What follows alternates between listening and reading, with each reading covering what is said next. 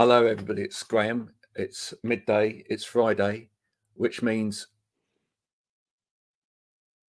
I pretended to be frozen for a minute. There we go. It's time for Wow Ergonomics. And today, my special guest is, do introduce yourself. My name is Athole Forbes, and my business is AF Insights. I love that. Hasn't she got a great voice? You've got a great voice. Have you done radio before? Yes, I do radio every Sunday. There you go.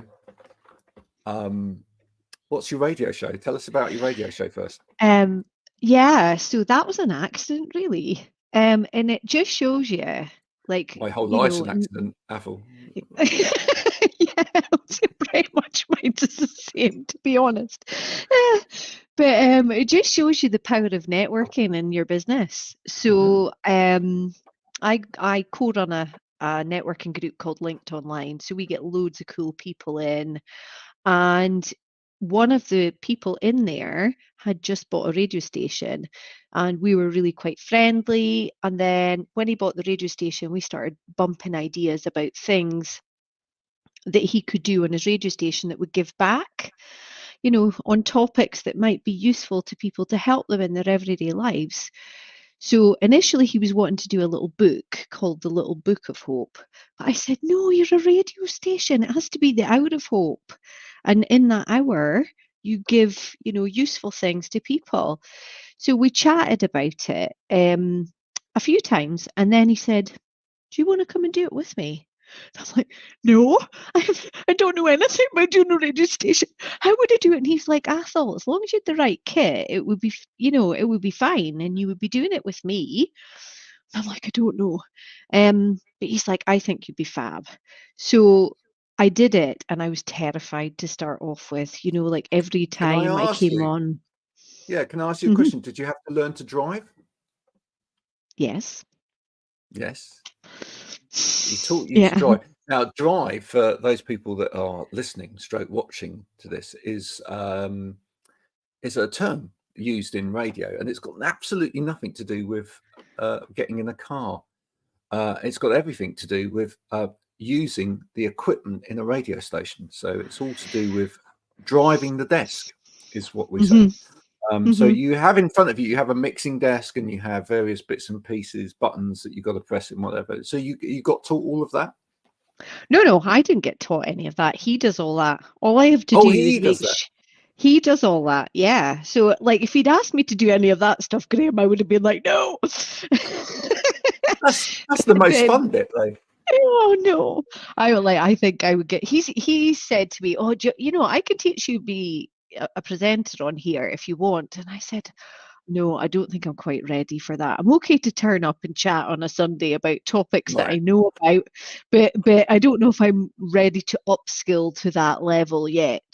So anyway, that's what we do every Sunday. We meet up and we have a chat about things that would help people, and it's really funny, when he first brought this idea into the radio, there was quite a lot of pushback against it.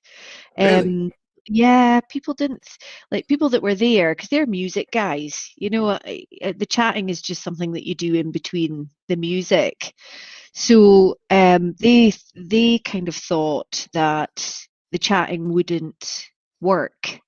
But Huel kind of stuck to his guns and said, no, I think this will work. And now we get really good feedback from the audience because the stuff that we're speaking about is real things that everybody goes through and experiences in their life. So that's what I do with the radio show. Absolutely love it. Was terrified to start off with. Now I just go, oh, can't wait. We're going to be speaking about a really interesting subject today.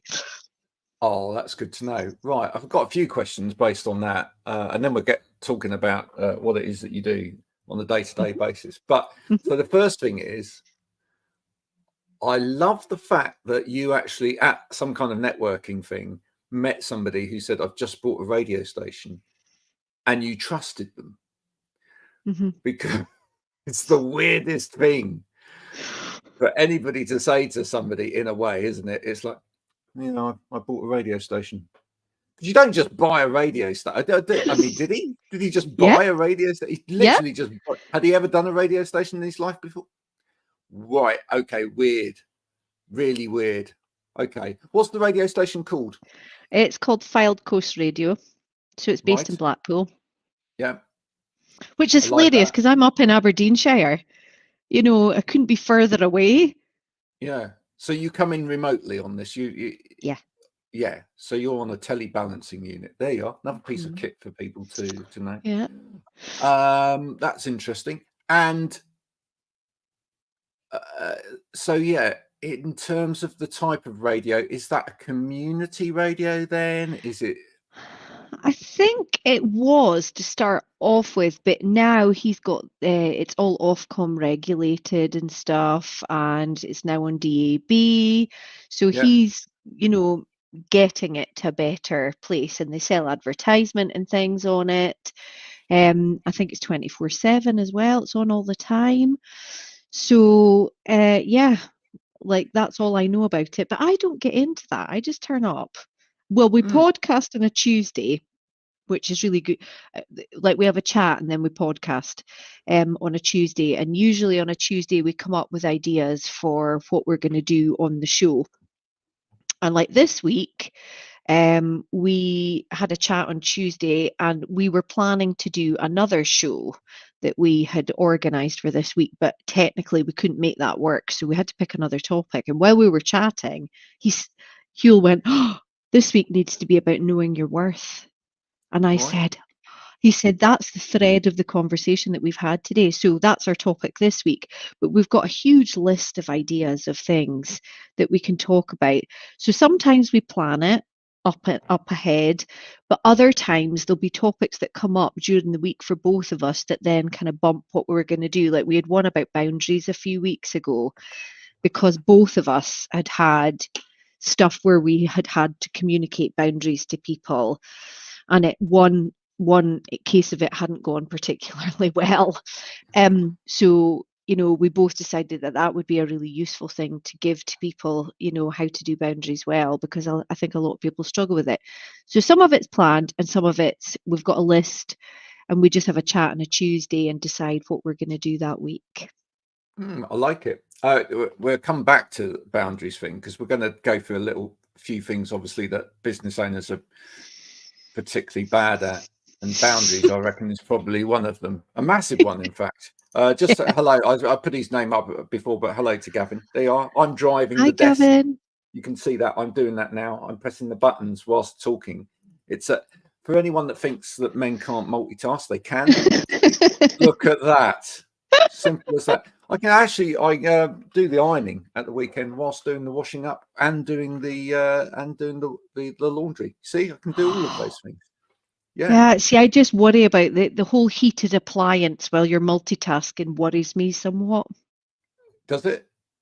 I never get worried about that. In fact, also, I tend to do some social media at the same time because one of the things I do on Twitter, hi guys on Twitter, because there will be people watching this on Twitter as well as LinkedIn, is not called Twitter anymore, obviously called X.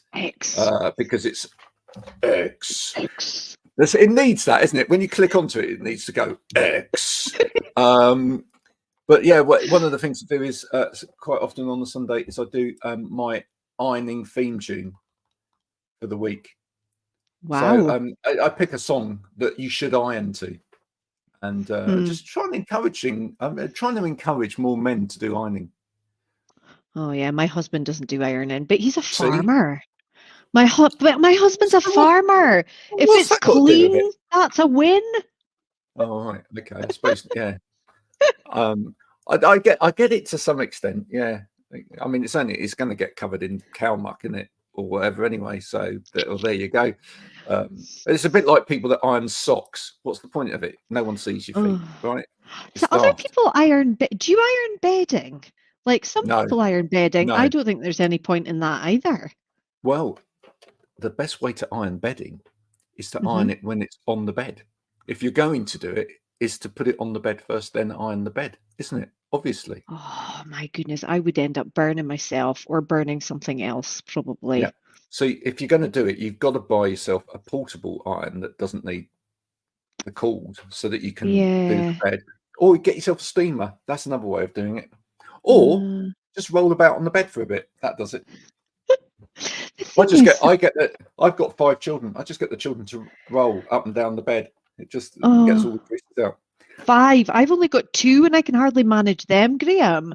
Well, 2 of them have gone now. Well, actually, one of them's back here because it's his birthday today. Happy birthday! Happy birthday! Yeah, so he's celebrating his birthday, so he's back here so that he doesn't have to do his washing. In fact, he's brought it. It's just down the side of me here. He'll be coming to collect it later, so that someone else can do that for him. That's what students do. They go to university and then come home so that people can do their washing. Yeah. I like to see that you're setting my expectation of what will come, because my ones are only 7 and 9 at the moment. And I thought once they go to university, that's it. They won't need you anymore. Oh, they definitely need you once they go to university. They still need you, even when my eldest has just bought, and this does make me feel old. I did a post on it on LinkedIn this week, but my eldest has just bought a house. Now that to me, that does make me start to feel old. For about 2 seconds. Now I feel young again. That's fine. So that's good. I did a post a couple of weeks ago about hand holding. So the 9-year-old will hold my hand, but as long as nobody can see it. Like, it's not to be done with anybody in, anybody can see. Whereas my little one, who's 7, actively still holds my hand. But I know that I'm on borrowed time. Yep. I know that it won't be that much longer before he won't want to be cuddling me all the time. He won't want to be holding my hand all the time.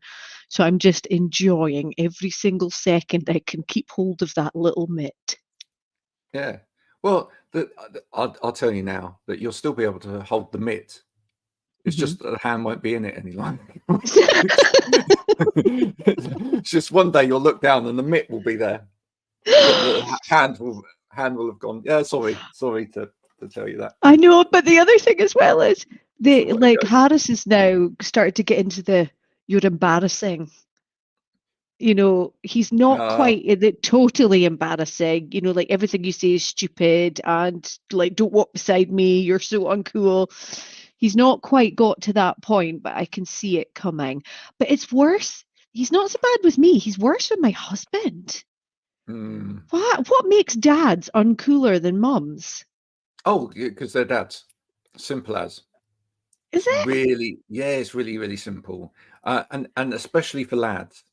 The thing is, when you have a daughter, what I found is my daughter thinks I'm cool. But lads, because it's like them trying to look into their future and go, oh no, right, and gonna be so, like dad. Exactly. And there's like this innate thing in all of us where we like look at our parents and we go, we don't want to be like that. However cool whatever they're doing might be, you look at your parents and go, it's just an innate feeling. Don't want to be like that. Don't want to be like. And so if you're the same sex as the parent, you look at them and go, no. My 15-year-old looks at me all the time just like, which means not cool, Dad. Not cool. Just don't say it. That's enough. He's very funny with it. I just struggle to not snigger at his face when he's doing it. It's very, very cool. In fact, we had that this morning. We still all sort of get into the one bed in the morning when it's someone's birthday to open the presents and whatever. And there was a point at which my wife said something which he thought was uncool, and I just looked at his face, and he was like. Like that. For all of those people listening, I just made an expression which you probably know if you've got a teenage son or daughter. And we realized at that point that he wasn't amused, and then it became quite amusing. Anyway, I've got one more question about the radio station, and then we will move on. I promise everybody I will move on. And that is, you say it's there's lots of musos there, whatever, but in your program, do you still play music? Do you break up the chat with a bit of music? Oh, right. Okay. That's So, that's one of the coolest things, right? So when you get a topic, one of the bits that I love is going away and finding music that's appropriate to that topic. mm, But the thing that is quite difficult about it is some of the self-care, self-awareness sort of stuff is like new concepts. So to find music that goes with that concept can be quite difficult sometimes. Like boundaries. Oh my God, if you try to find something, I can't even remember what I picked for easy. That is boundaries. easy. Eh? It's easy. That is. It's really easy. I think what you're doing is you're looking for music in the wrong places. Really. Maybe, Yeah. I think maybe.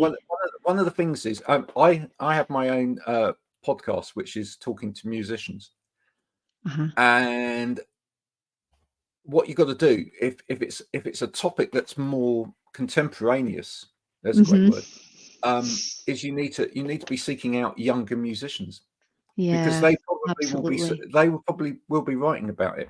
Mm-hmm. I've had quite a lot of topic conversations with younger musicians who will be writing about stuff like boundaries, social media, Self-care, yeah, all self-care, of all of that. that sort of Yeah. thing. Yeah, Mm-hmm. which the older generation were talking about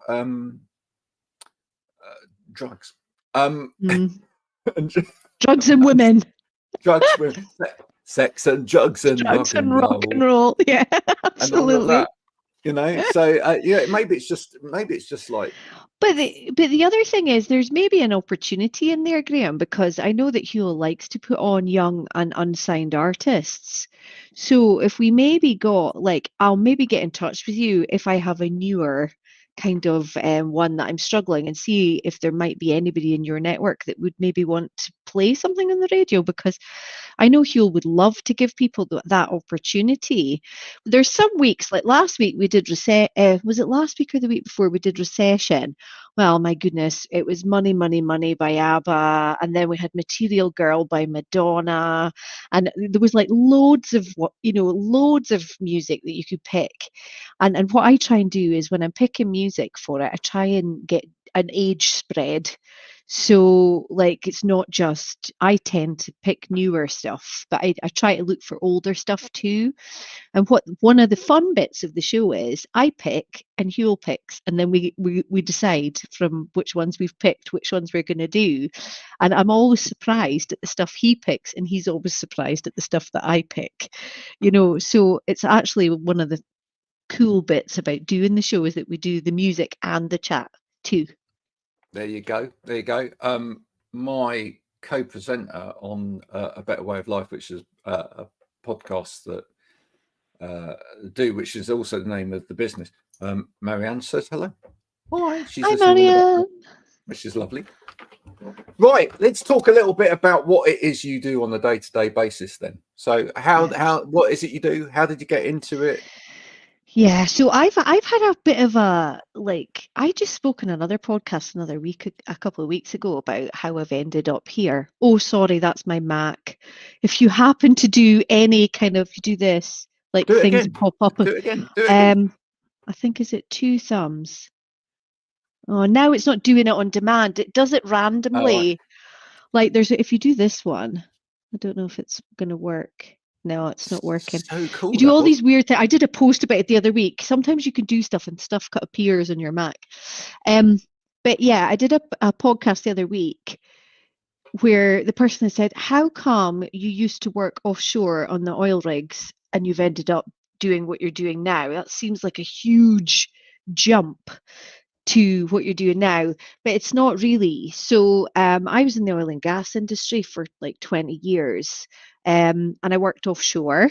I was on a shift rotation, so I was on a two on two off, and I was usually the only woman on board. So I did the whole chopper thing and having to get dunked in the helicopter upside down and all of that sort of stuff. And then when I got taken back on shore, I had done a bit of offshore and a bit of onshore. So I ended up getting a great oil industry job title that nobody's ever heard of. You know, the oil industry is terrible. You get these job titles and you tell people what they are and they're like, what? Because it What doesn't was it? make any What was the job sense. title? Production efficiency improvement specialist. So I was a coach, but they didn't like All the right. word coach. So they made this fancy title. But basically, I was the most unpopular coach you could ever meet, because if I was floated into your team, you weren't doing well, which meant people loved me when I came in. Not. They hated me at the start, but by the time I left, they loved me, because usually I'd got them a result in the time that I'd be working there. So I did coaching there for a bit, and they, they paid for everything to get me trained, and then I went away and made the career suicide decision to have a baby. And when I came back after having my baby, I got bumped into a horrible job that I hated. And I was looking for stuff that to do that I enjoyed, because that's kind of what I do. Is I think enjoyment in your business life is so important, because if you enjoy something, you're generally good at it. So people don't think it's important, but it is your little guiding light inside to make sure that you go in the right direction. Um, so I did a bit of work about, they were hemorrhaging women. So they would recruit 50-50, but by the time they got to 35, it wasn't 50-50 anymore, because the women were removing themselves because they wanted to have children. And you can't work offshore if you've got children. You can't be offshore if you're pregnant, because if something goes wrong out there, there's no medical services or anything for you. So there was things like that going on. So I did a bit of work, and it reached quite a high level within the company, CEO level, and it really annoyed my boss. And about 2 weeks after that, I got made redundant. So, but Brilliant. when, yeah, yep, I said to him that the CEO was going to be phoning me, which he did, which didn't go down well. And then he sent his head of global operations over to Aberdeen to spend a half day with me going over the proposal that I'd submitted. But my boss, it was an extra piece of work that was outside my role, because I was doing a bit of something that I enjoyed. So I was interviewing people and stuff and trying to get research in to find out why things were the way that they were. But Yeah. anyway, that happened, made redundant, started my coaching business. But unfortunately, a month later, I found out I was pregnant. Bad planning. It's quite funny, because I tell people about planning all the time. There's the worst kind of planning that you could possibly have. Yeah. Start your business and then find out you're pregnant. And then Um, did you ever find out how you got pregnant? Did you work that oh, out? it was a stork, must have Yeah. been Yeah. cabbage leaf or something like that. Um, so then I had my second son, and I did a bit of coaching for a bit, but what I found with the coaching when I was doing it, I got fed up of it, Graham, because what I found was ended up getting clients where I cared more about their business than they did, and Right.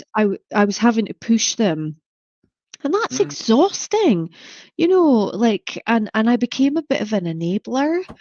And they were staying, and I didn't want them to stay. Like, for me, I don't want to tie anybody in past 6 months, Oh, you because if I wanted to haven't, I lift want to, people up, get them to there, like, yeah, like releasing animals back into the wild. absolutely.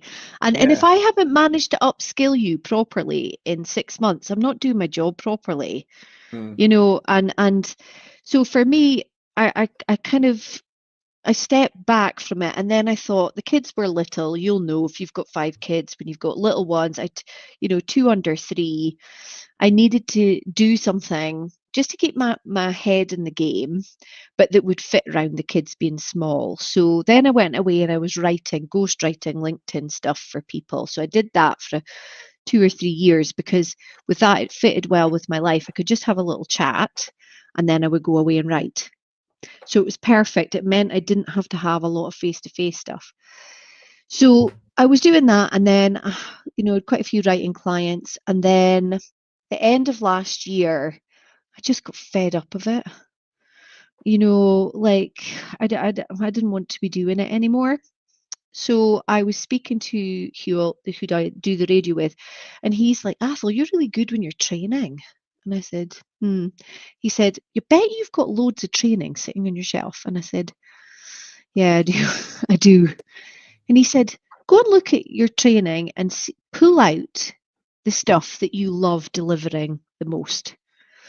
So I had a look and I pulled out all the things that I really love delivering. And when I pulled that stuff out, I realized that there was a path. So my program that I do is called Basic Business Mastery because it's basic. Because what I notice with us business owners is we go and find out how to write a sales process or do a business plan or create a social media strategy. But when we go to do that, we go to an expert. And the expert then tries to get us to be an expert. But we don't want to be an expert. We just want to know how to do the thing that we need to do, the basic part of it. And I think a lot of the training that gets given is too prescriptive. So they'll give you it and you can't actually fit that in with your life, or you don't actually have the skill set to be creating content, for example, because it is a skill set. You need to be able to write, you need to be able to go and create visuals and things. And not everybody has it. Not everybody No. has that skill set. So, like, I think there is definitely, like when I do social media, what I say to people is before you start, what can you actually do? Can you create graphics and can you write? If you can't do that, you either have to decide whether you're going to spend your precious time upskilling in that area or just go and get somebody that does know how to do it for you. So it's about spending that precious resource of your time in the right area so you get the result that you want. And I think with all of these things that we do as business owners, sometimes we don't have the thought in the beginning of what we actually want before we go and do the thing. And if we had that, we might not go as badly off track as we do. So I kind of speak to people about, the business owner's journey, which is, hey, I'm going to start a business. It'll be amazing. There's going to be loads of people wanting my stuff, right? So we go away and we start the business up and then we're like, oh, I've got no clients. Not making any money. What do I need to do?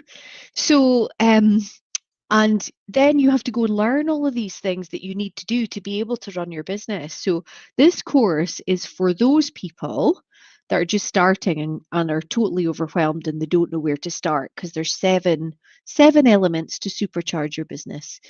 So the first one is get clear on you. What are you good at? Where do you add value? And what do you actually want? Oh my goodness, I'm not sure. Like, the amount of people, when I ask them what they actually want and they don't know, is horrifying, Do you agree with Yeah, that? yes. And I'm a Entrepreneurs so neurodivergent often want to do person it as all. Yeah, well, by the way, yeah. Marianne. I'm dyslexic, so I just want, but I think that's maybe to do with my learning style. So I need to do to learn. So you can teach me something, but I need to go away and actually do it before it cements the learning in my head. So I wondered if other neurodiverse people are like that too. So get good with you is number one. Number two is creating your offer. So once you know what you're good at, where you add value, and what you actually want, then you find out who your niche is, productize whatever it is you're trying to sell. I think people who have services really struggle with that part of it. And then you do a value ladder. I've done that with quite a few people. And when we value ladder their product or service, they're like, I now realize that I was just focusing in on this middle bit, but I didn't do the lead in or I didn't have the bigger bit of my offer to have for people. And then number 3 in it is business planning. So we've all done it. So sat and written that big, massive Word document that we've put in a cupboard and never looked at again. And we take out years later and think, what a complete waste of time it was writing that out. I've never used it.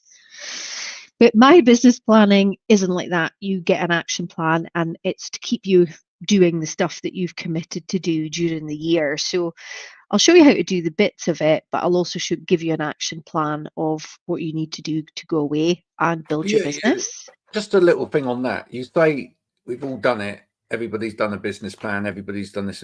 But surely there's actually a lot of businesses that don't have a plan. They've never done a plan. Actually, there are quite a few that don't do that at all. Yeah. I'd say most of them. Most entrepreneurs. Yeah, Well, I'd say me, most of them don't have a plan at all. They literally would have not a plan. It would, or the plan's in here. The plan's not ever written down. yeah, It's here. They yeah, can say, "Yeah, I've got a plan absolutely. for my business. I can tell you what my plan is. I'm going. This is what I do." Blah, blah, blah. Or they can tell you all about their business Hmm. from talking through it with you. But they've never Hmm. actually written it down, so they've never seen it in black and white. They've never actually then had the cold light of day in front of them. I think they're scared to write it down, actually, because Yeah, if because then in they my have to commit to it. yeah, Yeah, and the thing is with the business plan, most people say that they've got one. Maybe they're lying because they don't want to admit that they actually don't really have one written down. But the undoubtedly, thing, undoubtedly. you think they're all You know, liars. you know who you are, all of you, and I can see you watching now. Look at you, Jake. You told me you did. You haven't. Yeah. Hmm. So with the business plan, what I do, because I'm neurodiverse as well, I get overwhelmed really easily.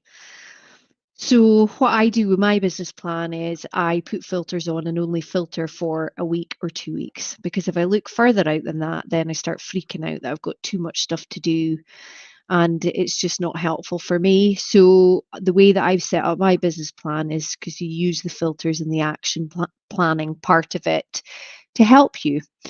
So I do business planning. Then, after we've done business planning, social media strategy, which is usually part of your business plan because you'll have a marketing bit of it.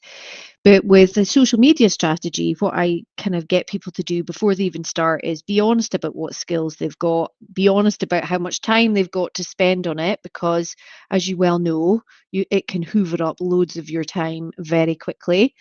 But I think when you're clear on that stuff at the beginning, it stops you going off track.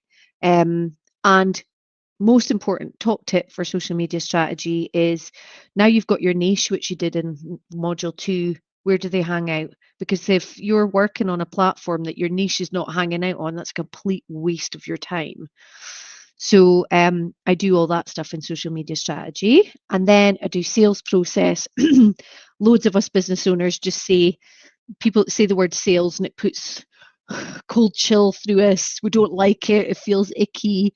But the magic thing about having the right sales process is you can make it fit you and it makes sales a lot easier. But you need to have some sort of sales process. So I used to get when I was writing for people, well, I'm posting and I'm getting no leads. And my pushback to that was, have you got a sales process? And guess what the answer was usually when I asked that question? No, No. Or they would bring me in to write and go, you're writing for me and I'm getting no leads. Yeah. How are you following up to the people that are like, that's not my job. You brought me in to write, I'm writing. My job is not to make your sales process or bring you leads or, that's actually your job, I have not mine. a quick question for you on that, because I perhaps have a really interesting viewpoint on sales process, Okay. right? I believe very much in mechanisms, by the way. I believe that you need to have mechanisms in place in your business to take people from one place to another, and I think that's really important Hmm. when it comes to sales. And my view of sales has changed drastically over the years. I took to sales like a duck to water. I started my first business when I was 11 years old. I won an award from Oxford University for my first business, a Young Wow. Enterprise Award. I've had businesses over the years. I've grown them, I've sold them, and whatever. Teams of people under me in terms of sales. Have been a sales director, but I'm of the opinion that in this day and age, we shouldn't sell, and that's a may be a weird thing for people to hear, but I just don't think we should sell. Full stop. Mhm. I think we should walk, not sell. Mhm. So what I think, and I think one of the problems that people have is that they're thinking all of the time. It's not even necessarily that it's not even the fact that a process scares them. It's the fact that it's a sales process, and they're thinking in there they've got to sell, right? But you So, don't. yeah, to me, I tend not to sell. I tend to have this walk with people, and in that walk, I ask them for resource. That's the way I like to term it. We walk Nice way. together. Yeah, we walk together, and as we're walking, we identify together where we want to go, and I say, I need some resource to help us go in that direction, and they resource me. And then Yeah. resource doesn't necessarily always mean money either. Resource can be No. that person's time, that person's energy, that person's money, or that it could even be sort of introductions to people that are needed, or whatever. Or it could be, I need to come into your software suite in order to let me do this or whatever. So it could be lots of different things, but ultimately it's about, what do I need in order to enable me to work with you in order for us to get there. And I don't know what about you, but I find it actually, the more you take the word sales out of the process, the more comfortable it becomes for everybody. Right. So the name of my module 5 is creating a sales process for people who hate selling. There you go. Because everybody hates selling. But the thing is, it's just about building the relationship, isn't it? So we always, like, if I go to buy something, I always go to somebody that I know already. And like, if you don't build relationships, then you'll have no sales. But there is actually a path for that. And like, the stats on how many people buy from an initial call is 2%. And I think if you get to the 5th follow-up, it's like 80%. But the problem is people just don't follow up. They don't check in with the person and say, hey, how are you doing? I haven't spoken to you for a while. How's things going in your business? They don't keep the relationship alive. And the thing is, if you're neurodiverse like me, you probably, like, your memory isn't that great. So having a CRM that will remind me to give Bob a shout that I haven't spoken to for a while, I need that, because otherwise I forget about people. And it's not because I don't like them or I don't care about them or I don't want to work with them. It's just I forget stuff. So if you've got like a process, it really helps just keep you on track with that sort of stuff. And then number 6 is doing feedback well. So loads of people really struggle with feedback, and I'm no different to anyone else. I have avoided it because I was always, you could tell me 20 things that I'm doing amazing, but I'll be focusing in on that one thing that you didn't say that I did so good. But teaching people some frameworks on how to do feedback well and get the result that they need out of it is really important. And I think it's one of the best tools that you've got to grow your business. And then the final one is networking, how to do networking well. And I've made loads of mistakes when I've done networking, been stuck in groups where I'm clock watching until the contract's finished so I can leave with people that I don't like, that I would never want to refer, and I like what I share with people with the networking plan is just listen to your gut. Do you like these people? Would you refer them? Would you like to do some work with them? How does it feel when you're in the group? How much time do you have? Because some of these networking groups take up an exorbitant amount of time out of your week. Now, that's okay if you're getting results out of it, but if you're not getting results out of it, that's a major problem because we're all time strapped. So I think a bit of forethought before you go and network really helps. So that's kind of the program that I do, but it's basic stuff. So I'll give people like a really light touch framework, a bit of information about it. They can buy a video and go away and do it themselves, or they can buy a video and go, oh God, I need some help with this. Athole, can you come and do a session with me on that topic? So I give them the choice. But the ones that I think are most popular, the ones that I get asked for the most, creating your offer is probably the one that people ask for the most, and probably business planning is second. But I found people wanted the business planning in December. So everybody seems to business plan in December for the following year. So I usually get people wanting the business planning November, December, because they're trying to set themselves up for the following year. But while I've been recording this, doing all the blooming editing, which is just... Listen, folks, editing, it's hard work. Simple as. It's horrible. It's a horrible job. So, it's all right. It's all right if you can multitask. I mean, I quite often listen to heavy metal whilst editing. No, I don't. It's really quite intense, time-consuming work. And people don't realise that. So yeah, absolutely. And of course, me being used to just deliver, when I was doing it and getting it ready to put it on to the bit of software that I'm using, my VA had said to me, "Oh, Athole, it needs to be done in sections." And I was like, "I can't do that." Like when you're mid-flow, stop, download that bit, then start again. Like, no. So I just went and delivered the 8 courses, like fully the 45 minutes, and then had to go back. Oh, somebody editing. I feel your pain, Richard. Richard. Is friend of the show. I'm listening to this while editing. Yeah, you're a multitasker and a half, Richard. We know that. Good man. Oh, but He's then ironing at the same time. and listening to looking heavy out metal. pigeons. Yeah, and listening to heavy metal. He's writing heavy metal whilst he's editing, whilst ironing, whilst looking out for pigeons. Oh, see this? Do you see this thing about men not being able to multitask? Not true. Yeah, but with the editing, so I did the 8 videos, and then I had to cut them all into sections so I could then upload them to be training. So that was great. I was like, yes, I've made it. I've recorded all these videos. It's taken me like a month to do all this stuff. And then I had like a week of editing them all to get them into a format that I could then.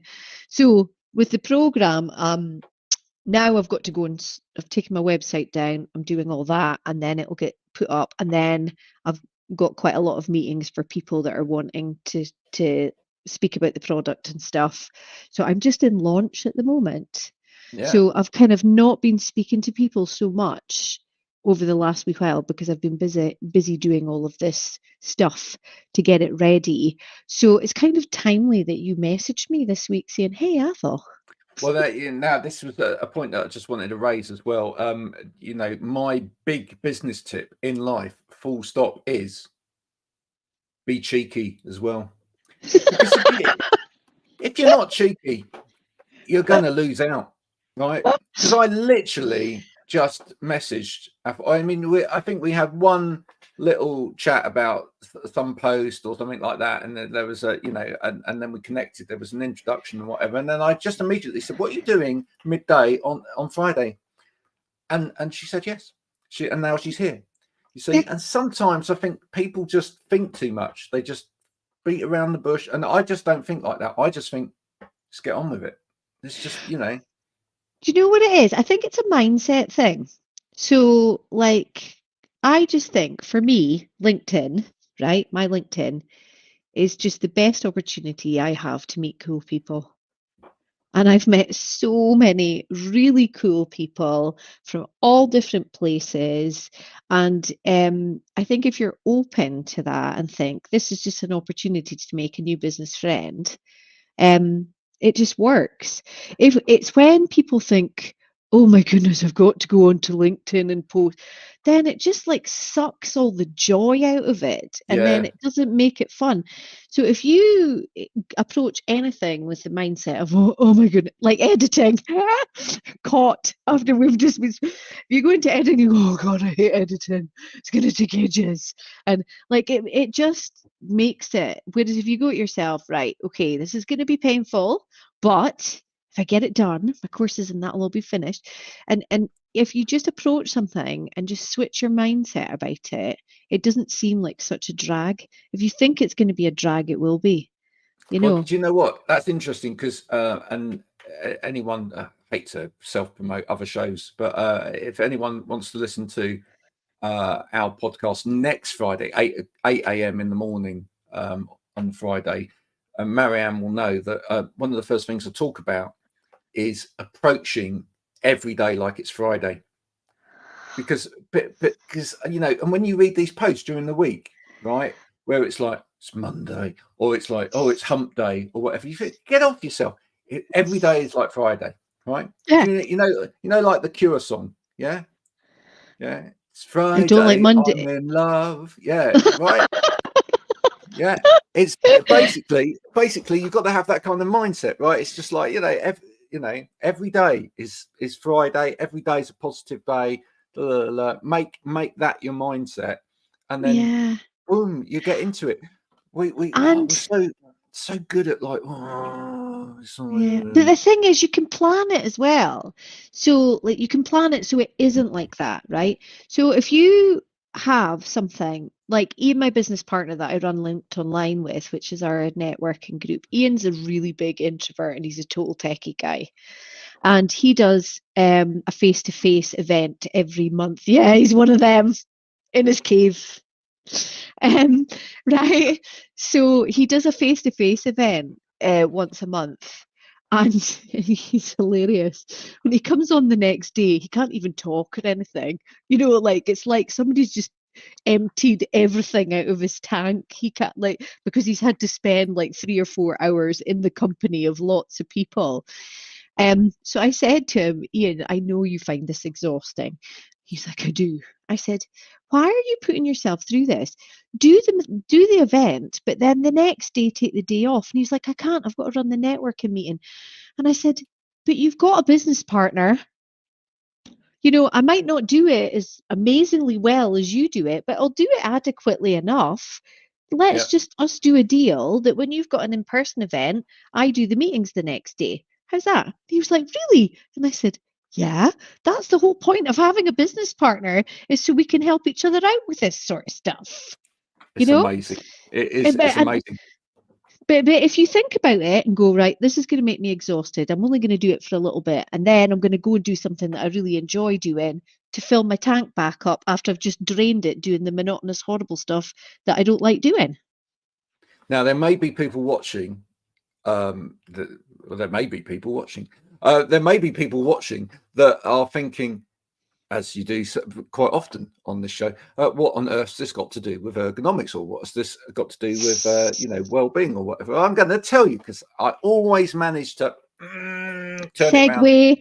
That's a radio word, segue it back in. And the reason being, I think, is because one of the very important things you said in the middle of that is you need to enjoy it, right? When one of the it doesn't matter what we do in terms of, you know, trying to make you more comfortable in terms of how you're sitting in your seat, whether your monitor's at the right height, whether you're using the right equipment with your laptop or any of those things, right? Fundamentally, two things here. One, if you don't enjoy what you do, right, it's going to hurt. It's going to hurt. Secondly, 100% agree. Secondly, also, if you're not enjoying it and you've got no time away from it and it becomes a burden, right? Then again, however right the environment or whatever else, etc., you're going to feel beholden to the job, and actually you're not going to improve your well-being. So I think this actually is a fundamental ergonomic principle, which is you need to enjoy your work. Absolutely. And you need to enjoy what you are doing, right? Yes, absolutely. I totally Having agree. said all of that, is there room, I'm going to ask, Athole, is there room within what you're doing to talk a little bit to some of the people that you work with about their well-being from an ergonomics point of view? Because I wonder how many of them are aware that actually you can make some difference depending upon how you work.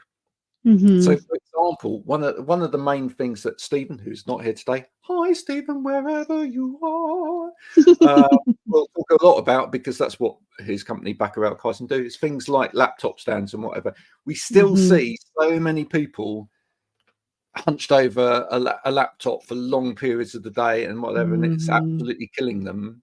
And Mm-hmm. that actually then, you know, it has a massive impact in terms of their Mm-hmm. productivity, Mm-hmm.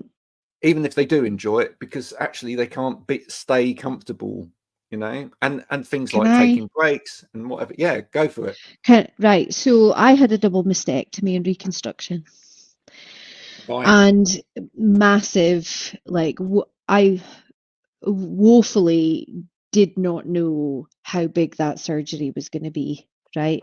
But the biggest problem that I had after I had that surgery, because it's so big on your chest, I was doing this and hunching all the time because I was trying to protect my chest because I had big scars and it was a massive bit. I had really bad back problems afterwards, just from trying to protect my chest after what happened. So, not having the right seat, sitting in my sofa where I could put the recliner up and type, just exacerbated everything. And if your back health isn't good, it affects everything. You know, like the quickest way to realize how important your back is to get a back injury, because you can't pick things up, you can't put your shoes on, you can't, like, it affects everything.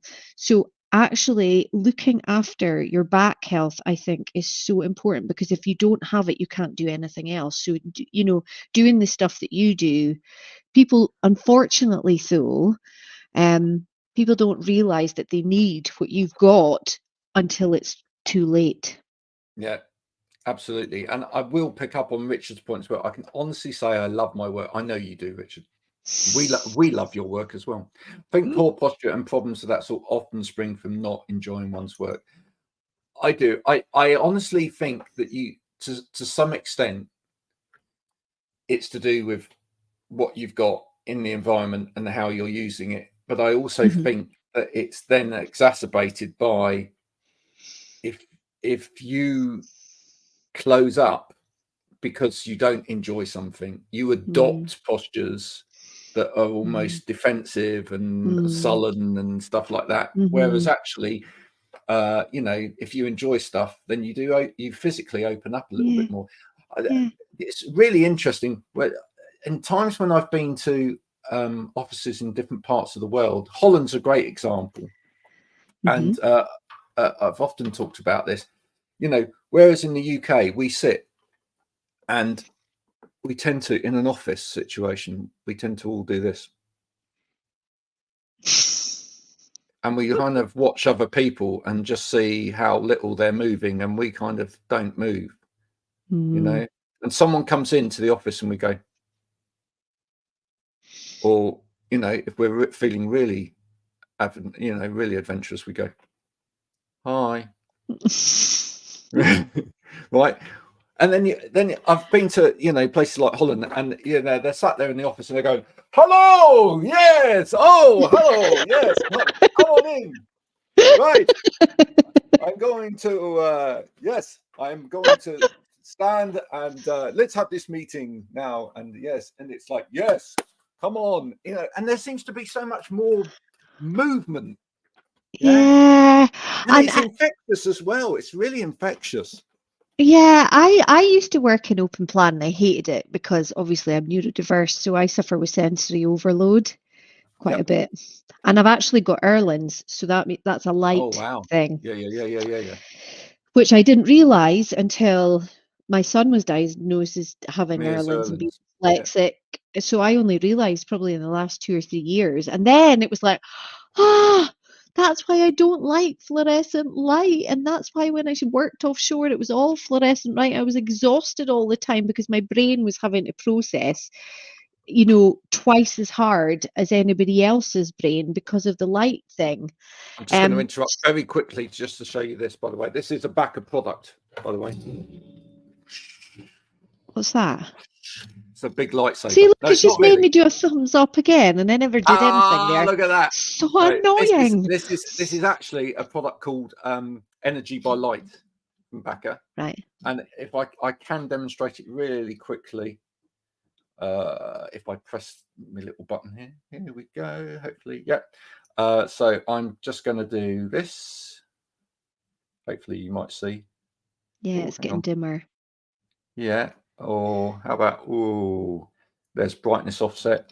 You won't see it completely because of the camera, but you can see that I can alter that, and you can see that I can see the temperature of that's changing quite significantly. Look at that. Yeah.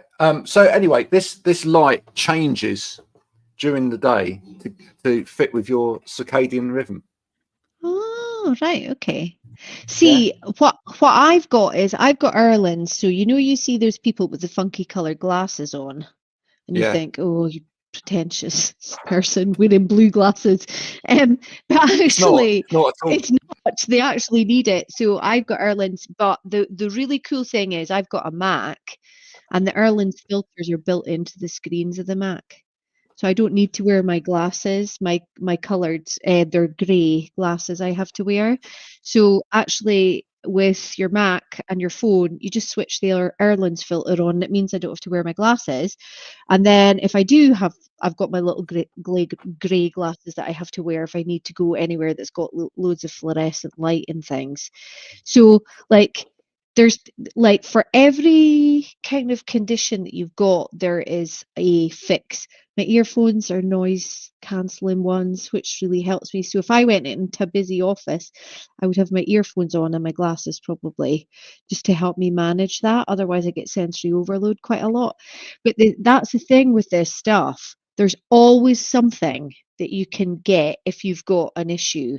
There's always a bit of tech or a new seat or a standing desk or special lights, or there's always a bit of tech that can help with whatever it is. You just need to go and look for it. Yep. It's all there to help you, but it all Mhm. starts with loving your work. So there you Absolutely. go. That's today's lesson. The lesson today is love your work. If you don't love your work, then write in on the postcard. The address will be below shortly. And Can I just say one little thing about loving your work? I always say to people, do a joy review. oh, that's a beautiful idea. Just write a list of the stuff that you love doing. And what I always say to people is there's tank drainers and tank fillers. There's stuff that fills your tank up and there's stuff that drains your tank. And as long as you keep a balance of it, sometimes people are exhausted not because they're doing too much, because they're not doing enough of the stuff that fills their tank up. But if you don't even consciously know what that stuff is to fill your tank up, how can you use it to fill your tank up? So just sit down and write a list of the things that you love doing. My kids have got it written on the fridge. They've got their joy list. We see, look, it's doing it. They've got their joy list on the fridge. So if they're feeling a bit meh, which we all do, they go and do something off their joy list. And so I think everybody should have a joy list of stuff that they love. So if they're feeling a bit flat and a bit meh, they can go and do that and make themselves I think feel that's better. true. That's true. Split your day up into tasks and split some of them up into joy ones. And Yes. if you're just getting into a yucky period where it's just like just stop for a minute, just stop and do a joy one. Give that, there we go. Love the analogy about the tank drainers. Yeah, absolutely. And Dan, by the way, Dan is an amazing guy, by the way, as well. So worth you connecting with Dan later. Connecting with That's him. Dan, Yeah. and he's guide dog Zodiac that you can see there. Cool. And I'm presuming, is it a lab, Dan? Because I love labs. We had it a is a chocolate lab. lab. Oh, they're just And the best dogs. Dan's quite right. Yeah, a lot of people aren't aware of solutions, and especially around the area that Dan works in of hearing impairment and visual impairment. It's scary, actually, the figures in terms of hearing impairment. It's scary how many people in the workplace actually have some form of hearing impairment. Tinnitus is very, very common indeed. We've had a wonderful show. We're running out of time. We've reached the end. We've talked for an hour. It's just a wonderful thing, and so many wonderful people have given their wonderful opinions as well, and joined in the whole conversation. It's been a pleasure meeting you. I know. That's the Thank you first for time we've actually inviting met. me on. Thank you for inviting me on. I really appreciate it. if you're on the socials and like LinkedIn, and you find Athole, do connect with her, have a conversation, maybe put a bit joy back into your working life. Get a business plan. Don't just say you've got one. Actually get a business plan. I wonder if there's a secondary question that I need to ask to uncover the fact that they're fibbing, Graham. Yeah. What would let you know that Show they're me fibbing? it. Show me the business plan. Yeah, I've got a business plan. Show me it right now. Yeah. Would you bet a whole box of Krispy Kreme donuts on that? You wouldn't. Right. You haven't got one then. There we go. And I only thought of Krispy Kremes because for some reason Chrome decided to send me some kind of link to Krispy Kreme donuts. It must be 1 o'clock on a Friday. Krispy Kreme donut time. Until next week, this has been Wow Ergonomics. Hope you've enjoyed this. Please do share this link, and if you're listening on Spotify or whatever, hope you're enjoying it. Do give us a follow and a like and all of that sort of thing as well. It's really appreciated. You can catch up with previous episodes of this at wowergonomics.com. Until next week, look after yourselves out there, and remember, spread a little happiness as you go by. Bye for now. Bye.